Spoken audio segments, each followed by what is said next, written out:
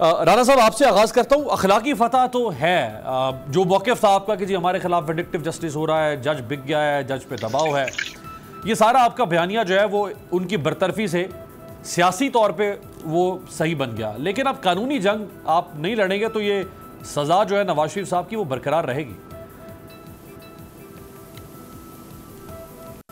बिस्मिल्लाहिर्रहमानिर्रहीम। देखें, सियासी तौर पर जो विक्ट्री की बात हो रही है, मैं समझता हूँ कि ये वो इखलाकी फ़तह है जिसके ऊपर मियाँ नवाज शरीफ साहब पहले दिन से ये बात कर रहे थे कि एक झूठा मुकदमा, आप सबको पता है कि पनामा की बुनियाद पर जिसमें उनका नाम ही नहीं था, पनामा से अकामा पर सज़ा, फिर ये हिल मेटल, अल अजीज़िया, फ्लैगशिप, इसके अंदर एक केस के अंदर कहा गया कि कोई करप्शन नहीं है, एक केस के ऊपर लिविंग बियॉन्ड मीन्स की बात करके, और जो फैसला सुनाया गया उन जज साहब का अब सामने आ चुका है। तो इखलाकी तौर पर तो ये चीज़ आज कौम के सामने आ गई कि एक झूठे मुकदमे की बुनियाद पर इस मुल्क के मुंतखब वज़ीर आज़म को जो है इक़्तिदार से फारिग किया गया, नंबर 1।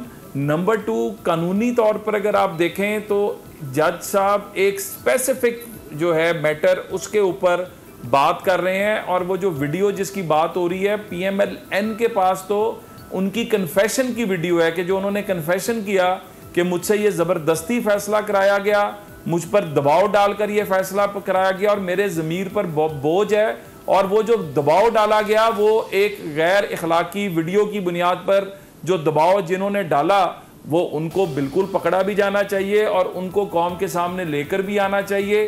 और एक चीज़, उस क्लैरिटी की बुनियाद पर आज मियाँ नवाज शरीफ साहब जो हैं उनके खिलाफ केस अमली तौर पर ख़त्म हो चुका हुआ है। आज वो जो एक ट्रायल जो मियाँ नवाज शरीफ साहब का किया गया था, जो 165 दिन उनको रोज़ अदालतों में खड़ा किया गया, जिस बुनियाद पर खड़ा किया गया, आज वो बुनियाद ही खोखली हो चुकी है।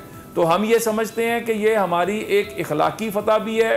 ये हमारा वो जो नारा हमने लगाया था कि पाकिस्तान की अवाम जब वोट देती है तो उस वोट की हिफाजत जब तक नहीं होगी, उस वोट की बुनियाद पर फैसले करने का जब तक हक नहीं मिलेगा, ये मुल्क तरक्की नहीं कर सकेगा। अच्छा, और वही कुछ होगा जो आज इस मुल्क आप राना साहब जून 2013 से अक्टूबर 2014 तक पंजाब के minister for law and parliamentary affairs भी रहे थे, अगर मैं गलत नहीं हूं। आप खुद वजीर कानून थे। क्या आप समझते हैं कि बगैर किसी अदालत के कॉम्पिटेंट कोर्ट के फैसला दिए बगैर अखलाकी फतह तो मैं मान रहा हूं कि वो बिल्कुल आपकी है, मैंने आगाज भी इसी से किया, लेकिन कानूनी तौर पे केस अभी तक खत्म कैसे हो सकता है? देखें, एक तो हमारी जो अपील पेंडिंग पड़ी हुई है, हम ये समझते हैं कि वो अपील जिस तरह 165 दिन लगा के मियाँ साहब को एक सज़ा दी गई, वो अपीलें भी लगनी चाहिए। और जिस दिन अपील लगेगी उस दिन ये जो मैं जो बात कर रहा हूँ ना, अब there is nothing in this case against Nawaz Sharif साहब, नंबर 1। नंबर 2, ये अदलिया को भी चाहिए कि इस केस का फैसला इसलिए नहीं कि नवाज शरीफ साहब को इसका फ़ायदा पहुंचे, बल्कि अदलिया की इज्जत की बहाली के लिए ज़रूरी है कि इसका फौरी तौर पर फैसला किया जाए। और जो मियाँ नवाज शरीफ साहब की अपील पेंडिंग पड़ी है, और बल्कि मैं ये समझता हूँ कि जो फौरी तौर पर मियाँ साहब की सज़ा मअतली की दरख्वास्त जो है वो आज बात होती रही है, वो भी इंशाल्लाह जल्द फाइल होगी इस फैसले की रोशनी में। अच्छा, बिल्कुल ठीक, यानी मुस्लिम लीग नून या उनकी फैमिली जो है वो फाइल करेगी, बिल्कुल ठीक है। शमीला साहिबा, ये 3 पहलू हैं इस वीडियो स्कैंडल के। एक तो जज साहब खुद जो अपने अंजाम को पहुंच गए, वो नौकरी से डिसमिस हो गए। दूसरा पहलू है नवाज शरीफ साहब को जो सज़ा सुनाई गई, उसका फैसला जाहिर बात है जैसे बात हुई वो कोर्ट उसके बारे में तयन कर देगी। और तीसरा इसका पहलू है कि जिन लोगों ने ये वीडियो बनाई, वो नासिर महमूद भट्ट और बाकी लोग जिन्होंने जज साहब को ल्योर किया या उनको टेम्प्ट किया या उनको ट्रैप किया, ये तीसरा पहलू तो अभी अपनी जगह पे मौजूद है। जी शुक्रिया अब्बास साहब। देखिए, बात यह है कि पाकिस्तान की जुडिशल तारीख में ये कोई पहला वाक़या नहीं है जहां पर इस किस्म का कोई मसला खड़ा हुआ है एक जज साहब के हवाले से।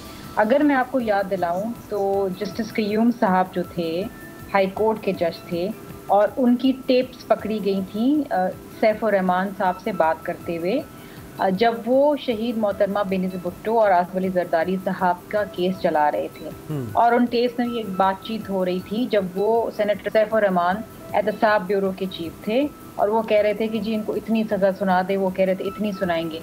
तो आपने देखा कि अनफॉर्चुनेटली कि चंद एक ऐसे जज साहिबान होते हैं जो ना सिर्फ पूरी जुडिशल प्रोसेस को एक मुतनाज़ा बना देते हैं बल्कि हुकूमती प्रेशर में आके गलत फैसले भी करते हैं। और जब आप गलत फैसलों की बात करते हैं तो यहाँ पर एक जिंदा इंसान है, एक ह्यूमन लाइफ है। बिल्कुल। आपने को सज़ा सुना दी, ये कोई बिल्डिंग नहीं है कि जी वो गलत खड़ी हो गई तो आप उसको मिसमार करके दोबारा खड़े कर दें। दीज आर ह्यूमन बींग्स, इनकी फैमिलीज़ हैं। वहाँ से अगर मैं ये भी बात आपको बताती चलूँ कि देखिए वो जो एक सिचुएशन रहती है जहाँ पर एक जज अगर गलत फैसला सुनाता है प्रेशर में आके, दबाव में आके, और क्योंकि कल 5 जुलाई है और 5 जुलाई 1977 में मार्शल लॉ कू हुआ था जनरल ज़िया-उल हक का, और उसके बाद 79 में शहीद जुल्फ़िकार अली भुट्टो साहब को फांसी सुनाई गई थी। और पाकिस्तान की जुडिशल तारीख में वो एक अदालती कत्ल है और आज सब मानते हैं।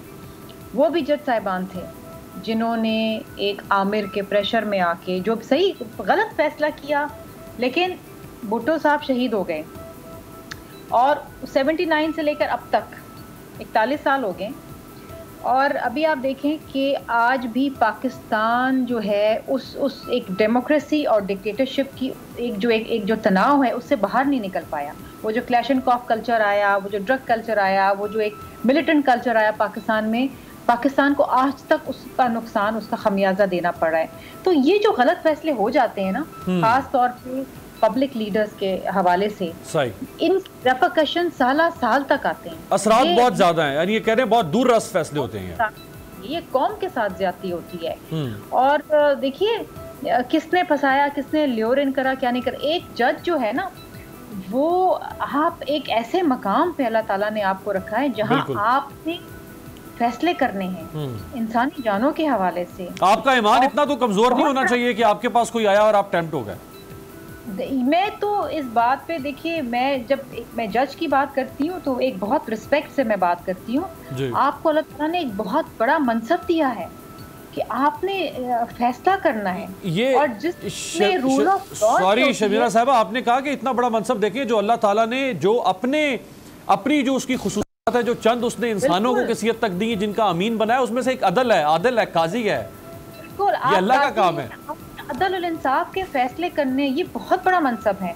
और मैं तो समझती हूँ कि ऐसे मनसब पे बैठ के तो इंसान वैसे ही ना सिर्फ बहुत हम्बल हो जाता है बल्कि हर एक कदम फूक के रखता है। तो वहाँ पर किसी किस्म की कोई गलती की गुंजाइश नहीं है। बिल्कुल जी। हलीम आदिल शेख साहब, देखें अखलाकी तौर पे तो जो बयानिया मुस्लिम लीग नून का था, आपको पता है, वो खुल के कहते थे कि जी हमारे खिलाफ ये विंडिक्टिव जस्टिस हो रहा है, हमारे खिलाफ इदारे इकट्ठे हो गए हैं, हमारे खिलाफ जजों के अंदर भी उस ज़माने में थी मुस्लिम लीग नून की शिकायत। और अब जज साहब की बरतरफी से उनकी अखलाकी फतह और बरतरी साबित होगी कि देखिए जी हम तो पहले ही कहते थे और यही हो गया। मैं जरा लाइटर नोट में एक चीज बता दूं। अभी मैं इसी दौरान ही मैं एक सोशल मीडिया पे एक चीज देख रहा था जी कि 2 गांव थे। एक गांव के नंबरदार की बेटी का पड़ोसी गांव के थानेदार साहब से कोई राब्ता था। वो पता चल गया नंबरदार को, पंचायत बैठ गई, ये जी राब्ता है, इसने कैसे, थानेदार बाहर से आया, इसने कैसे राब्ता कर लिया। पंचायत बैठी और पंचायत ने कहा कि जी आपने नंबरदार की बेटी से राब्ता क्यों किया, उसमें थानेदार को निकाल दिया। पूरे गांव ने शादियाने बजा दिए कि बाजी बच गई, बाजी बच गई, बाजी बच गई। तो ये यही है PMLN का हाल जो JIT में। वो दूसरी बात है, मैं आता हूं असल बात के ऊपर। 2 चीजें हैं। इन जज साहब ने एक रेफरेंस पे सजा दी और एक रेफरेंस पे बरी किया।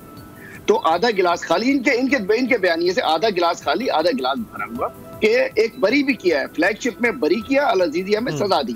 तीसरी बात है, मैं पहले कहना चाहूंगा कि एक मैकेनिज्म होना चाहिए। ये जो खुसूसी अदालतों के जजेस लगते हैं, ये भी चेक किया जाए कि ये किस दौर में लगाए गए। अरशद मलिक साहब को किस दौर में, किस हुकूमत ने, किस मैकेनिज्म के तहत, इनको ये गवर्नमेंट्स लगाती है, ये अदलिया नहीं लगाती है, ये गवर्नमेंट्स लगाती हैं, वजीर कानून लगाते हैं। तो ये किस मैकेनिज्म से आए। अब अदलिया को भी और वजारत कानून को और इनको देखना पड़ेगा कि ख़ुसूसी तौर पे जो जज बने उनकी इखलाकी इक़दार ऐसी नहीं होनी चाहिए कि वो बहक जाएं, वो बिक जाएं, वो गलत करें। अब इस फैसले की कोर्ट में जाना पड़ेगा, सुप्रीम कोर्ट या हाई कोर्ट जो भी है वो क्या कहती है कि दोनों रेफरेंसेस का दोबारा चलेंगे। और दूसरा एक और बता दूं, ये रेफरेंस कोई नैब ने खुद नहीं भेजा, आपको पता होना चाहिए ये ग्रेट पनामा स्कैंडल के बाद सुप्रीम कोर्ट की छलनी से छन के ये रेफरेंसेस दिए गए। तो ये नॉर्मल रेफरेंस नहीं है कि किसी आईओ ने 16 ग्रेड के आईओ ने रेफरेंस बनाया और जमा करा दिया। सुप्रीम कोर्ट एक मशहूर जो उस पनामा स्कैंडल की जो जीआईटी थी, फिर वो कमीशन बना, एक बहुत बड़ी छलनी से गुजर के आया।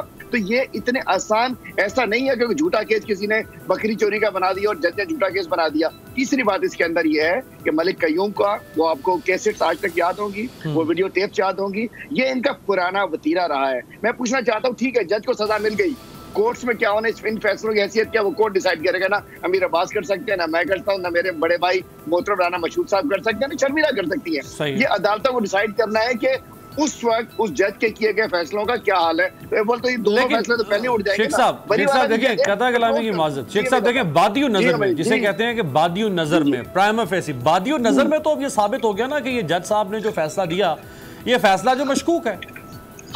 भाई अमीर अब्बास भाई, मैं वही कह रहा हूँ, ये दोनों फैसले मशकूक हो गए ना, बरी करना भी मशकूक हो गया, ये भी मशकूक हो गया। लेकिन मैं कहता हूँ इसका फैसला करेगा अदालतें। हम बादियों नजर में हम कौन हो, ये अदालतें अल्टीमेटली ये जाए कोर्ट के अंदर, दूसरी साइड भी जाएगी कोर्ट के अंदर, फिर जो अदालतें फैसला करते हैं ये जज। और ये प्योरली जुडिशरी का इशू है, जुडिशियल मैटर है कि वो एक कानूनी पे नुक्ता होगा कि उन जज साहब के किए गए फैसले। बाकी जो बादियों नजर में वो तो मैंने पहले बता दिया आपको, वाह वाह वाह वाह ढोल ताशे, वो अलग बात है। जैसे उन्होंने जीआईटी बनने पे वो आगे ना विक्ट्रीज बनाई थी। अब मैं कहता हूँ जिन लोगों ने ब्लैकमेल किया, जो लोग जज से उसके घर के बाहर जाकर मिले, जिन्होंने जज को ब्राइब किया, जिन्होंने जज को ब्लैकमेल किया, उसके अंदर, अब मैं नाम नहीं लूंगा, मैं खवातीन का नाम नहीं लेना चाहता, उसको किस लेवल पे मैनिपुलेट किया गया, क्या वो सजा के मुस्तहिक नहीं है जिन्होंने अदल को खरीदा, जिन्होंने इंसाफ को खरीदा, जिन्होंने अदल को ब्लैकमेल किया, जिन्होंने इंसाफ को ब्लैकमेल किया, जिन्होंने जज को खरीदा, जिन्होंने जज को ब्लैकमेल किया, क्या उनको छोड़ दिया जाए? हिस्ट्री है, पुरानी हिस्ट्री चली आ रही है। मलिक कयूम केस से लेके अरशद मलिक, और अरशद मलिक के साथ जो हुआ बहुत अच्छा हुआ कि गंदे अंडे जहां भी हो इनके साथ यही होना चाहिए, जुडिशरी ये बदनामी का बाइस बने। इस केस का फैसला, मैं जाती बात कर रहा हूँ, मेरे भी किसी पार्टी के बंदे को अच्छा लगे ना लगे, लेकिन मैं कहता हूँ अरशद मलिक से तो बहुत अच्छा हुआ। इस तरीके ये तो अच्छी बात, खड़े हो जाने चाहिए। ये तो अच्छी बात है कि अगर कोई भी गलत पब्लिक ऑफिस होल्डर अगर गलत काम कर रहा है तो लेकिन बाजी बच नहीं गई है, ये नहीं है, ये सुप्रीम कोर्ट से आने वाली, मैं ये नहीं कहता, ये तो आप कह सकते हैं। चले सब्सक्राइब करें और बेल दबाएं ताकि कोई खबर रह न जाए।